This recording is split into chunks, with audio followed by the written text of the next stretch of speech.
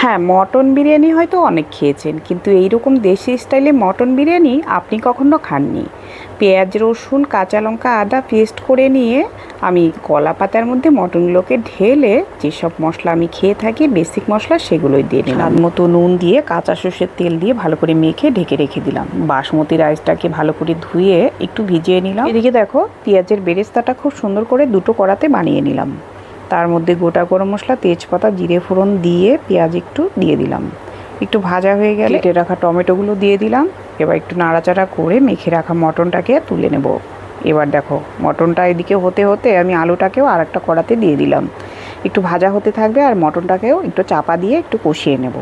খুব সুন্দর কষানো হয়ে গেলে আমি আলুগুলোকে দিয়ে নিলাম বেরেস্তা, তার সাথে কিন্তু বিরিয়ানি মশলাটাও ছিটিয়ে নিলাম।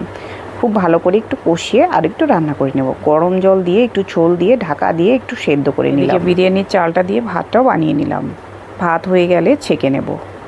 এদিকে দেখো, মটনটা হয়ে গেছে। অন্য একটা প্যানের মধ্যে ঘি ছড়িয়ে তারপর পুদিনা পাতা, তার সাথে পেঁয়াজের বেরেস্তা ছড়িয়ে আমি মাংসগুলোকে দিয়ে নিলাম।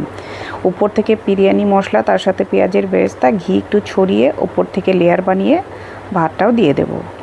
সম্পূর্ণ ভাতটা দিয়ে দিলাম। হাত দিয়ে একটু সমান করে নিয়ে ওপরে পেঁয়াজের বেরেস্তা, বিরিয়ানি মশলা, ঘি, পুদিনা পাতা, ধনে পাতা আর একটুখানি জুস দিয়ে দিলাম। মটনের জুসটা দিয়ে কেশর ভেজানো দুধ দিয়ে একটু দমে রেখে দেব।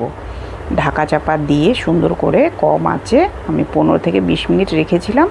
দেখো, এখন তোমাদেরকে দেখাচ্ছি কি সুন্দর ঝুরঝুরে একটা বিরিয়ানি হয়েছে। একটার সাথে একটা কিন্তু ভাত লাগেনি। এত সুন্দর ঝুরঝুরে একটা দেশি বিরিয়ানি তোমরা যদি পেতে চাও, আমার চ্যানেলটাকে ফলো করে রাখো।